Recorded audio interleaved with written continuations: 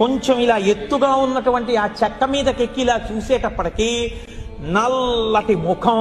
ఇంతంత కపోలాలు, గడ్డం, గంధపు చుక్క, దాని మీద వజ్రవైఢూర్య ఖచ్చితమైనటువంటి కిరీటం, దాని మించి వ్రేలాడుతున్న తోమాల, కుడి చేతిలో చక్రం, ఎడం చేతిలో శంఖం, అక్కడ వరకు కనపడేటప్పటికే ఒళ్ళు మరిచిపోయి గోవిందా గోవిందా అంటూ లోపలికి ఎడుతుంటే, మీరు ఎడుతున్నారో మిమ్మల్ని తోస్తున్నారో తెలియని స్థితిలో ఇలా దగ్గరికి ఎడితే ఆ తోమాల ఇలా వేలాడి ఇలా పక్కలకి వేలాడుతుంటే స్వామివారి వక్షస్థలంలో ఉభయనాంచారులు, వాళ్ళకి చుట్టబడినటువంటి పూలదండలు, మహానుభావుడు మెడలో వేసినటువంటి పెద్ద పెద్ద సాలగ్రామాల మాలలు, ఆ కడుపు, కొద్దిగా ఇలా వంగినటువంటి నడుము, దానికి పెట్టుకున్నటువంటి బ్రహ్మాండమైన వడ్డానం, ఆ చేతి వంక చూస్తే మణుల చేత పొదగబడిన ఆ చేతిని చూసి